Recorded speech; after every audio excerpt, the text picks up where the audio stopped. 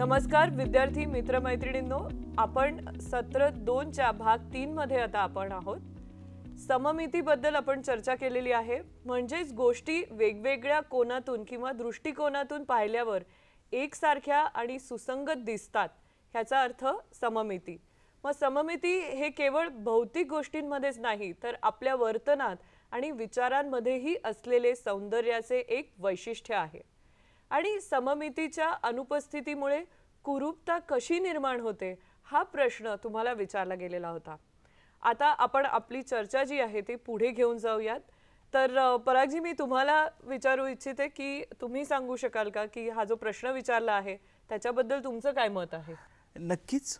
धन्यवाद मॅडम. आपण सममितीच्या असंतुलनाबाबत बोलत आहोत आणि आपण आम्हाला दोन सुंदर अशी उदाहरणे देखील दिली की अपघातानंतर गाडीची जी तुटलेली काच आहे, एका बाजूने जी कदाचित धडकलेली असेल, त्याचं विंडशील्ड जे असेल ते तुटलेलं असेल, गाडीच्या खिडक्या कदाचित खिडक्या एका बाजूने तुटलेल्या असतील, त्यामुळे सर्वप्रथम जी नाराजी निर्माण होत असते, लगेचच एक नकारात्मक भावना निर्माण व्हायला सुरुवात होते आणि अपघातानंतर उदास वाटते, भीती वाटते आणि त्यानंतर दुःखाची भावना देखील निर्माण होत असते. तर हे सममितीच्या असंतुलनाचा हा एक प्रकारचा परिणाम आहे. त्याच वेळी एखादी मौल्यवान सूचना ज्यावेळेस स्वीकारली जात नाही किंवा इतरांसमोर त्या व्यक्तीची जर सामाजिक खिल्ली उडवली जाते किंवा आक्रमक वर्तन ज्यावेळेस दाखवले जाते, तेव्हा लगेचच त्या व्यक्तीमध्ये एक असहाय्यपणाची एक भावना निर्माण होते, हेल्पलेसनेसची एक प्रकारची भावना निर्माण होत असते. तर समाजात असे प्रकार ज्यावेळेस घडतात ते पाहून निश्चितच आपल्या मनामध्ये राग आणि त्यावेळेस तो तणाव निर्माण होत असतो. गाडीच्या बाबतीत सममितीचा अभाव होता जो भौतिक स्वरूपाचा असतो, परंतु दुसरं जे उदाहरण किंवा दुसऱ्याच्या प्रकरणात आपण बघितलं तर तो न्यायाचा असमतोल आहे आणि सामाजिक वातावरणातील सममितीचा तो अभाव आहे. खरंच आहे. खूप छान.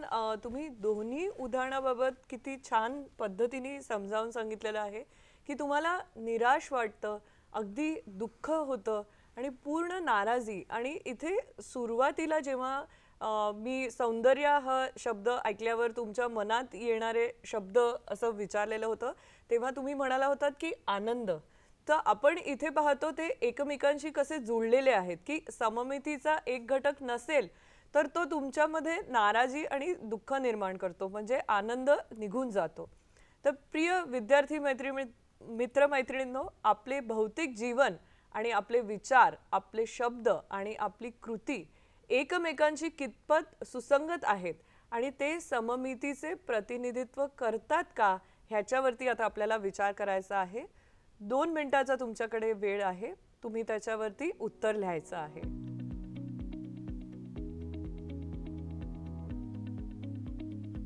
Great, wonderful. आतापर्यंत झालेल्या या अप्रतिम चर्चेनंतर आता आपण सौंदर्याच्या आणखीन एका वैशिष्ट्याकडे जातो आणि ते वैशिष्ट्य म्हणजे डौल, ज्याला इंग्रजीमध्ये आपण ग्रेस असं म्हणतो. तर डौल किंवा ग्रेस हा एक आकर्षक गुण आहे जो प्रमाण, कृतीची शुद्धता, शिष्टाचार, सुरेख कृती, हावभाव किंवा अभिव्यक्तीच्या सहज सुंदरतेशी संबंधित आहे. हे कृतीच्या शुद्धतेशी देखील संबंधित आहे. डौल म्हणजे कृतीतील सौंदर्य असे म्हटले जाते. किती सुंदर अभिव्यक्ती आहे. डौल म्हणजे कृतीतील सौंदर्य हे आपण आता समजून घेणार आहोत. ही खराब वातावरणातही फळे देणारी झाडे, बर्फात फुलणारी फुले आपण पाहतो किंवा वाळवंटात जे सर्वात उष्ण आहे तिथे फुलं बहरलेली आपल्याला दिसतात, किंवा एखादी बॅलरीना असेल, तिच्या ज्या हालचाली असतात, किंवा अनोळखी व्यक्तीला मदत करणे आणि ट्रॅफिक जॅमच्या वेळी तुमच्या समोर असलेल्या गाडीला ओळीत येऊ देणे, हा सहज, सुंदर आणि डौलदार कृतींची ही काही उदाहरणं आहेत. त्याचबरोबर एखाद्या संमेलनामध्ये न साजेसे तयार होऊन येणे किंवा एखाद्या वृद्ध व्यक्तीला उलट उत्तर देणे ही अशोभनीय अशी वागणूक आहे. असे वागणे डौलदार नसते. आता तुमचा जो व्हिडिओ आहे तो 1 मिनिट थांबवायचा आहे आणि तुम्हाला उत्तर लिहायचं आहे की तुमच्या मनात येणारी आणखीन काही डौलदार कृतींनी भरलेली उदाहरणं असतील तर ती तुम्हाला लिहायची आहेत.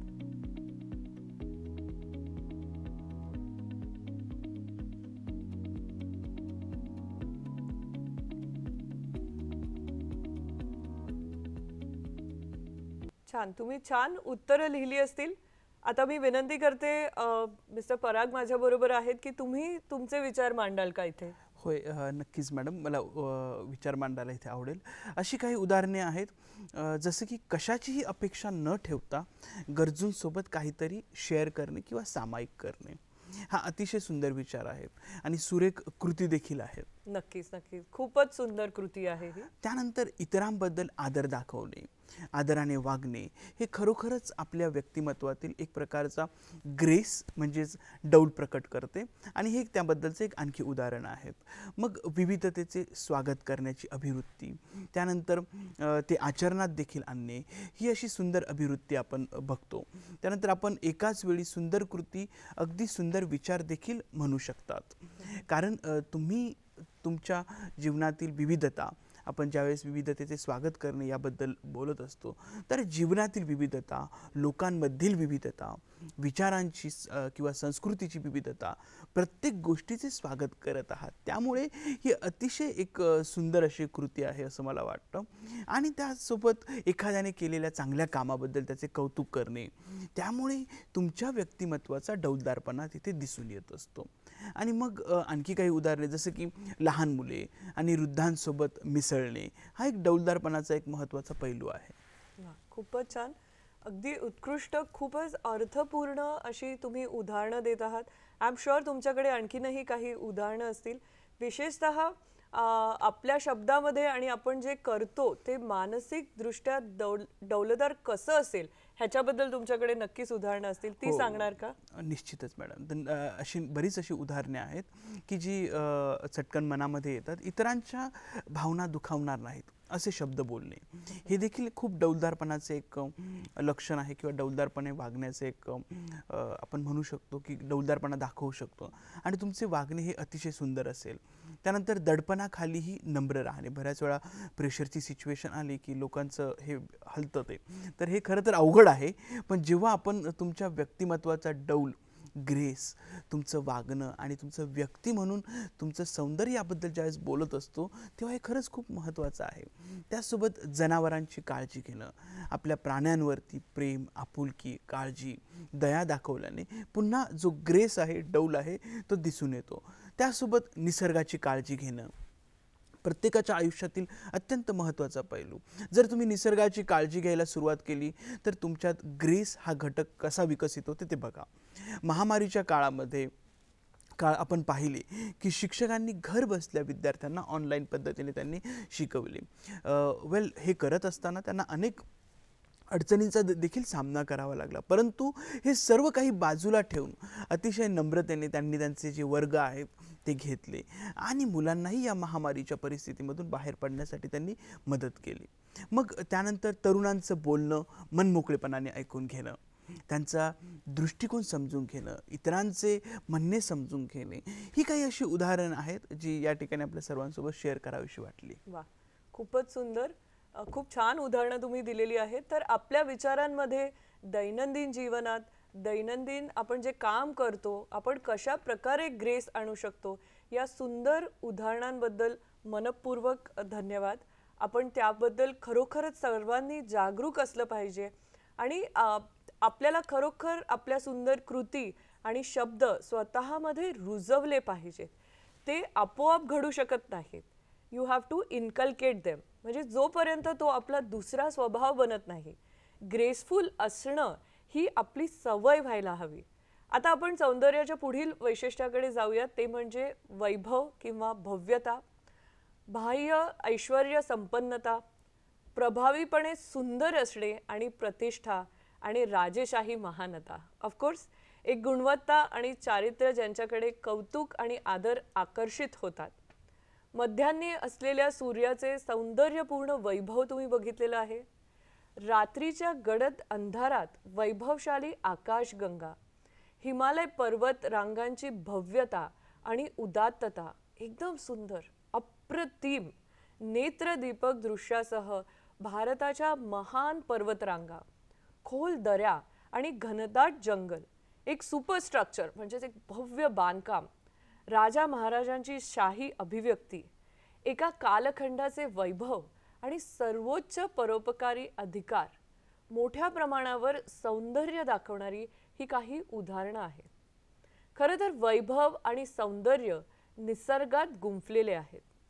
काही व्यक्तिमत्व हा गुण स्वतःमध्ये, त्यांच्या विचारांमध्ये आणि त्यांच्या कृतीत प्रतिबिंबित करतात. ते जाणीवपूर्वक मोठ्या नम्रतेने मानव जातीची सेवा करत असतात. जरी ते कोणत्याही ऐहिक अधिकार किंवा श्रीमंतीपासून वंचित असले तरी खऱ्या वैभवाकडे आकर्षित झाल्यामुळे क्षुल्लक चिंतांचे महत्त्व कमी होते आणि शारीरिक आणि मर्यादित चिंतांच्या पलीकडे जाऊन एखाद्याची वृत्ती आणि कृती जी असते ती खूप खूप उंचावते. आपण खरोखरच त्या मर्यादांच्या पलीकडे जातो ज्यात आपण बऱ्याचदा स्वतःला अडकून घेतो. तर मी विद्यार्थ्यांना आता विनंती करते की कृपया सौंदर्याच्या संदर्भात या गुणाचे अर्थात वैभव याचे अर्थ आणि परिणाम यावर चर्चा करा आणि नंतर तुम्हाला तुमचे निष्कर्ष लिहायचे आहेत. भव्यता आणि सौंदर्य त्यासाठी तुमच्याकडे फक्त 1 मिनिटाचा वेळ असेल आणि तुम्ही अध्ययन जोडीदाराशी चर्चा करून ह्याचं उत्तर लिहायचं आहे.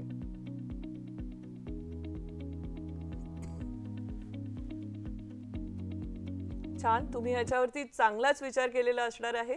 पण मी परागजींना विनंती करते, तुम्ही समजावून सांगणार का सगळ्यांना? नक्कीच मॅडम. वैभव हा शब्द ऐकताच भव्यतेची अनुभूती येते. ही गोष्ट अतुलनीय आहे, जी साध्य करणे अवघड आहे, परंतु एकदा जर साध्य झाले की ते पूर्णपणे गौरवशाली कदाचित ठरू शकते. आग्रा येथील ताजमहाल आणि विशाल आणि गुंतागुंतीचे सौंदर्य असलेले किल्ले यांच्यापासून तर थोर नेत्यांचा विचार आपण त्यांच्या महान गुणांमध्ये एक वैभव आहे असे आपल्याला वाटते. समजा उदाहरणार्थ एखादा सामुदायिक प्रकल्प जो अत्यंत उदात्त विचारांनी प्रेरित आहे, त्यामुळे सूर्यासारखे तेजस्वी अशा मोठ्या प्रकारचे भव्यतेचे जे सौंदर्य या वैभवात नक्कीच दिसून येत असते. भव्य गोष्टी, माणसं आणि कृती यांचा आपल्यावर निश्चितपणे प्रभाव पडत असतो. त्यामुळे त्यांच्या तुलनेमध्ये कदाचित आपण खूप लहान आहोत असे आपल्याला वाटायला लागते. ते विलक्षण स्वभावाचे असतात. ते आपले अंतःकरण अतिशय निखळ आणि आनंदाने भरून टाकत असतात. वा, खूपच सुंदर तुम्ही ही व्याख्या केलेली आहे. सौंदर्य आणि वैभव याचा संबंध जवळचा कसा आहे ते खूप सुंदरपणे तुम्ही आम्हाला सर्वांना समजून सांगितलेलं आहे. तर नेत्यांच्या आणि इतरांच्या कृतीत, सृष्टीत किंवा वागण्यात वैभवाचे निरीक्षण केल्यामुळे आपण उदात्त भावना अनुभवतो. आता हे सत्र संपवण्यापूर्वी आपण सौंदर्याच्या आणखीन एका गुणवत्तेची म्हणजे आणखीन एका वैशिष्ट्याची चर्चा करणार आहोत. ते वैशिष्ट्य आहे परिपूर्णता. परिपूर्णता म्हणजे अशी अवस्था जिथे एखाद्या वस्तूची किंवा घटनेची योग्य वैशिष्ट्ये त्यांच्या सर्वोच्च मर्यादेपर्यंत पूर्ण प्रमाणात विकसित केली गेली आहेत आणि कोणत्याही दोष किंवा कमतरतेपासून ती मुक्त असतात आणि संपूर्ण उत्कृष्टता प्राप्त केली गेलेली आहे. ते निर्दोष आहेत. परिपूर्णतेचे श्रेय भौतिक घटनांना दिले जाऊ शकते जेव्हा ते व्याख्या किंवा वर्णन पूर्ण करतात आणि ते भौतिक अर्थाने शुद्ध आणि अमिश्रित असतात. पूर्णपणे कर्तृत्ववान आणि प्रशिक्षित व्यक्तीचा संदर्भ आपण घेऊ शकतो.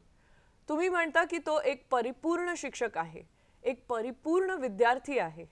हे एखाद्याच्या भाषेला, नैतिक श्रेष्ठत्वाला आणि सरळपणाला लागू होते. हे खूप प्रेरणादायी आहे. तर परिपूर्णता प्रकट करणाऱ्या इतर गोष्टी आणि घटनांमध्ये आपण इवन गवताच्या पात्यात पाहत असलेल्या परिपूर्णतेचा एक समतोल आहे. सर्वात लहान गोष्ट जी अनेकदा आपल्या लक्षातही येत नाही, पण ते अगदी कसं असतं, परिपूर्ण, परफेक्ट असतं. मग पाण्याचा थेंब असेल, आपण सृष्टीवर नियंत्रण ठेवणारे वैश्विक नियम बघतो, हे सर्व केवळ परिपूर्ण आणि निर्दोष आहेत.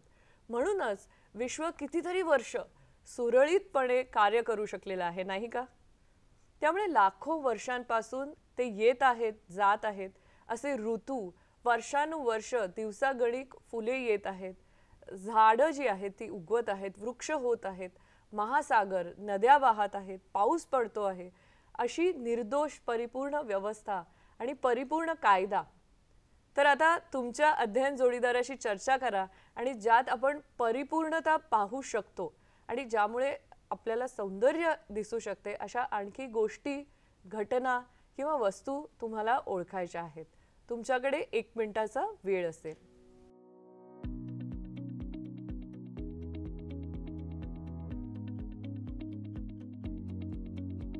तर प्रिय विद्यार्थी मित्रमैत्रिणींनो, मला आशा आहे की तुम्हाला परिपूर्ण कल्पना आली असेल आणि कारण आपली ही एक परिपूर्ण चर्चा झालेली आहे. आणि मी विनंती करते की आता ऑफकोर्स परागजी माझ्याबरोबर आहेत, तर तुम्ही तुमचे परिपूर्ण उत्तर द्यावं याची मी विनंती करते की वस्तूंमध्ये किंवा घटनेत सौंदर्याचा घटक म्हणून आपण किती परिपूर्णता पाहू शकतो. अगदी खरे आहे मॅडम. किंबहुना याचा विचार करायचा झाल्यास सूर्यास्त आणि सूर्योदय या परिपूर्णतेचे स्पष्टीकरण देण्यासाठी परिपूर्ण घटना आहेत. कारण सूर्य न चुकता आपले कर्तव्य अत्यंत चोखपणे पार पाडतो आणि आपण रोज सूर्य पाहतो, सूर्यास्त पाहतो. ही एक प्रकारची नैसर्गिक परिपूर्ण घटना आहे. तर निसर्गातील वेगवेगळी जी चक्रे आहेत, आणखी एक उदाहरण जसे की वनस्पतींची वाढ आणि परिपक्वता किंवा एखाद्या प्राण्याचा जन्म ही पुन्हा एक परिपूर्णता दर्शवतात. कारण हे प्रत्येक वेळी अगदी बिनचूकपणे अत्यंत चोखपणे घडत राहते. त्यानंतर आणखी एक उदाहरण सांगावेसे वाटते की सामुदायिक विकासाचा सकारात्मक परिणाम असलेल्या समाजसेवेची एक चांगली अशी कल्पना जी कृतीत उतरली आणि तिथे विकास देखील झाला.